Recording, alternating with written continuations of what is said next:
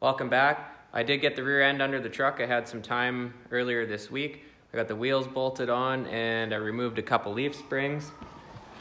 So I'm finally pumped to get these wheels on.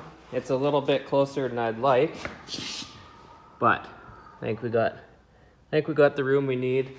I took a couple leaf springs out there and it's finally in there.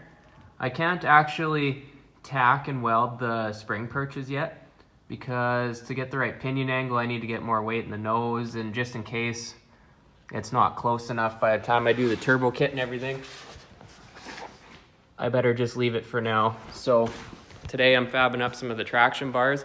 I did start on it. These plates right here are going to be mounting into the leaf spring hangers there. And then we got these Performance World chromoly rod ends. And this will go on the back of the axle like so. Up there, we got 1-inch Sked 80 pipe. You just hone it out a little bit for the actual bars. And then just little in-betweens. And then these plates here, I drilled them out and cut them yesterday. They started out as a plate. And then I got some hardware. So you can build these yourself, including the ends, the plate, the bolt up for maybe, I don't know, $100, $120, or you can go online and the Caltracs brand themselves, they're in between $700 to $800 to get them shipped up here to Canada. I don't know if they make a direct kit for this C10 or anything, but I built a set for my 93 C1500. So I'm doing it again. They seem to work. So let's get busy.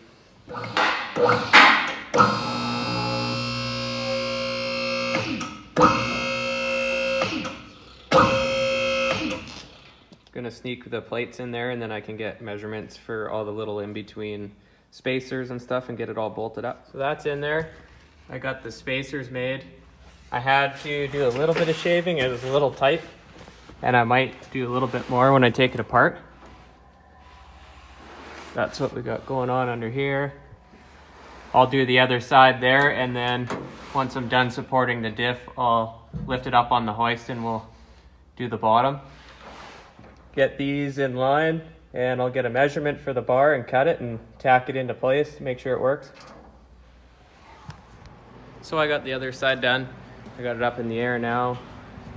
And this is kind of what we should have it looking like. There's a little bearing washer kind of deal that I put in there, and it's supposed to give it a little bit of movement action when it is trying to drive the force forward. That's what I'm guessing anyway. And then you put a right hand thread, and on the opposite side of whatever you're doing, you put a left hand thread on there. So then you can adjust your bar, spinning it left or right, and it will expand it or contract it depending on what you want for an adjustment. And we're going to put this on like so. It's kind of hard to do with one hand here and make everyone dizzy, but yeah, you get the idea. So I'm going to weld them on like this, headed towards the front. There it is. So I set it back down on the ground to get a measurement with the weight on it, because I think it would substantially change if you didn't. And 21 7/8 is my measurement. Both bars all welded and everything bolted up again. I'm gonna take the weight off the wheels, and I'm sitting here spinning. So the spacer I got in here, it's not touching yet.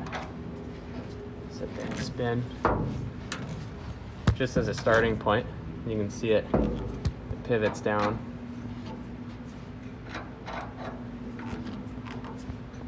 Okay, so we're gonna start right there, do the other side and let it down and see if that's okay for an adjustment.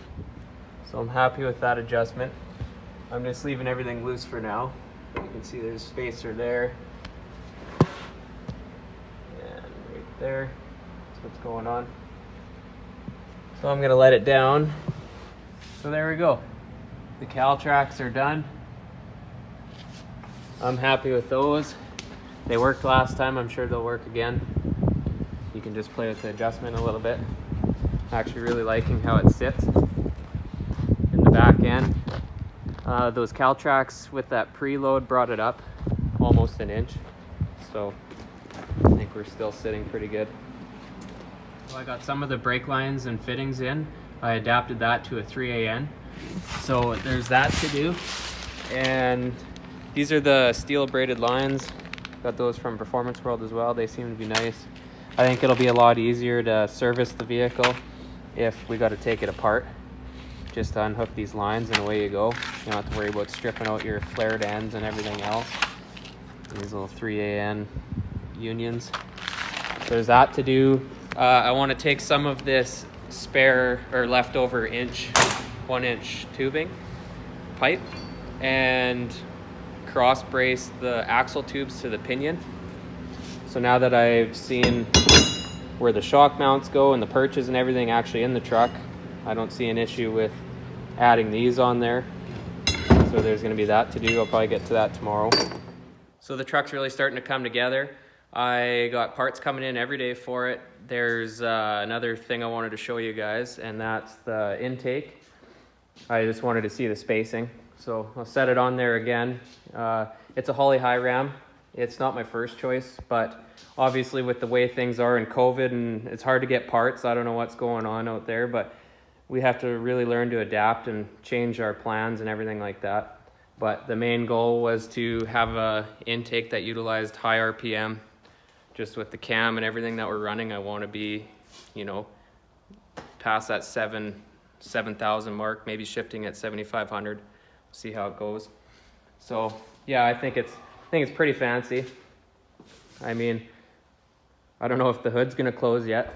It's gonna be close. I know they taper towards the center. Yeah, but there's another thing I want to show you guys that I drove over. So here's my 05 Beast. It's a 2005 5.3. I think I told you guys that already, but welded some funny exhaust on it. 2.5 or 3 inch that I had laying around. Pretty rough truck. But yeah, we don't really show how fun it is actually to just go play with these before you take them apart and use them in your projects. Like this 5.3, the plan would be to pull it out and maybe use it in a car build one day or something. So I think we're gonna end off with a burnout video. Thanks for watching. Comment, like, subscribe, that would be awesome. Stay tuned, there's lots more to come yet on this truck.